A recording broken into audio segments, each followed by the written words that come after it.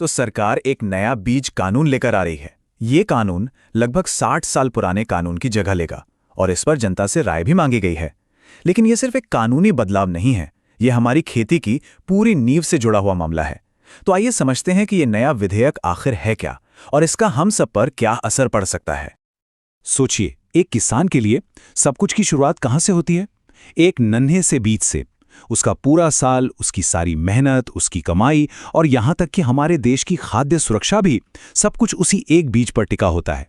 अगर बीज अच्छा है तो फसल लहलहाएगी और अगर बीज खराब निकला तो सब कुछ बर्बाद हो सकता है।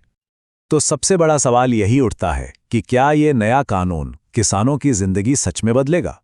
क्या इससे उन्हें बेहतर क्वालिटी के बीज मिलेंगे और बाजार में उनका भरोसा वापस आएगा, या फिर ये भी बस एक और सरकारी कानून बनकर रह जाएगा? चलिए इन्हीं सवालों की तह तक चलते हैं।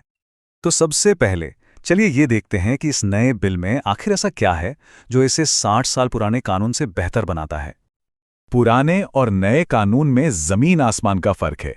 पहले क्या था, कुछ गिने चुने नोटिफाइड बीजों पर ही कानून था, मतलब एक बहुत बड़ा बाजार कानून की पकड़ से बाहर था। लेकिन अब हर एक बीज को रजिस्टर कराना जरूरी होगा।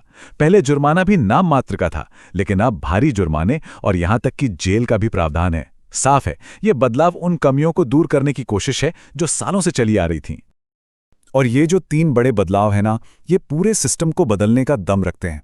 अब कोई भी बीज निगरानी से बच नहीं पाएगा, क्योंकि सबका रजिस्ट्रेशन जरूरी है।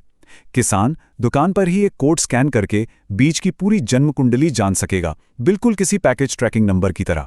और सजा भी अपराध के हिसाब से दी जाएगी, मतलब बड़ी धोखाधड़ी पर बड़ी सजा और छोटी मोटी गलती पर जेल नहीं। लेकिन यहां एक पेंच है। देखिए, दिल्ली में बैठ के कानून बनाना एक बात है और उसे देश के हर कोने में, हर गांव में लागू करना वो बिल्कुल दूसरी बात है।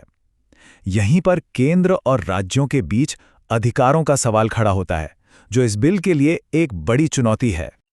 ये जो बात है ना, ये इस पूरी बहस को एक लाइन में समझा देती है। दिल्ली मानक तय कर सकती है, लेकिन मोगा और मुक्तसर में वही मानक लागू कराने का काम तो इंस्पेक्टर ही करेंगे। कहने का मतलब साफ है, कानून बनाना एक बात है और उसे जमीन पर उतारना बिल्कुल अलग। तो असली चुनौती क्या है? चुनौती ये है कि राष्ट्रीय स्तर पर कानून तो बने, लेकिन राज्यों को भी जमीनी स्तर पर एक्शन लेने का अधिकार मिले।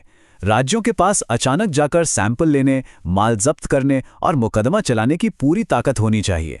तभी तो दिल्ली में बने कानूनों का असर गांव और कस्बों तक पहुंचेगा। अच्छा, इन सब कानूनी दांव-पेंच को थोड़ी देर के लिए साइड में रखते हैं और सीधे उस इंसान के नजरिए से देखते हैं जिसके लिए ये सब हो रहा है, किसान। उसके मन में सिर्फ 3 सीधे और सरल सवाल होते हैं। अगर ये कानून इन सवालों का जवाब दे पाया तो ही ये सफल माना जाएगा। देखिए, कानून चाहे जितना मर्जी पेचीदा हो, एक किसान की चिंताएं बहुत सीधी और सरल होती हैं।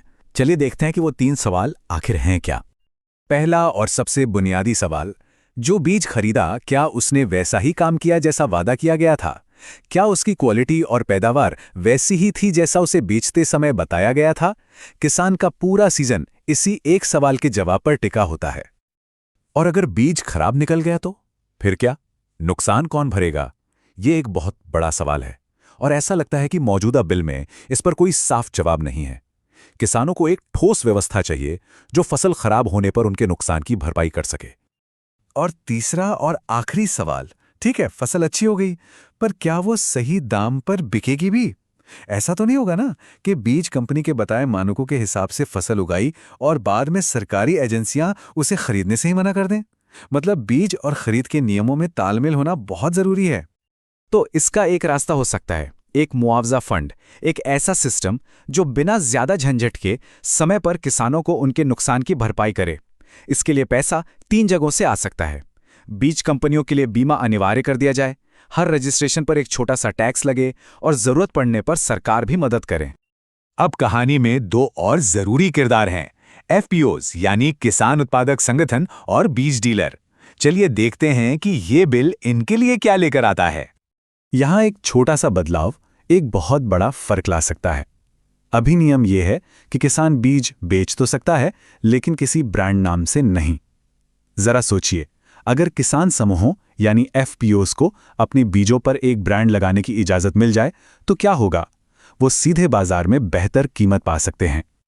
और उन ईमानदार डीलरों का क्या? देखिए, अगर कोई डीलर फैक्ट्री से सील्ड बंद पैकेट बेच रहा है तो गलती कंपनी की है, डीलर की तो नहीं। उसे बलि का बकरा क्यों बनाया जाए? असली जिम्मेदारी निर्माता की होनी चाहिए और सजा भी उसी को मिलनी चाहिए जो धोखाधड़ी कर रहा है। तो आखिर इस बिल को और बेहतर कैसे बनाया जा सकता है? यहाँ कुछ ठोस सुझाव हैं जो इस कानून को कागज से निकालकर जमीन पर असरदार बना सकते हैं। ये चेकलिस्ट एक तरह से एक रोड मैप है। राज्यों को ताकत दो, किसानों के मुआवजे का पक्का इंतजाम करो, एफपीओस को आगे बढ़ाओ और हाँ, अच्छी लाभ में निवेश करो ताकि सब कुछ विज्ञान के आधार पर तय हो।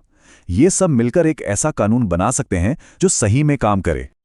तो हमने देखा कि ये नया बीज विधेयक कई अच्छी चीजें लाने की कोशिश कर रहा है, पर इसमें कुछ कमियां भी हैं जिन्हें दूर करना जरूरी है।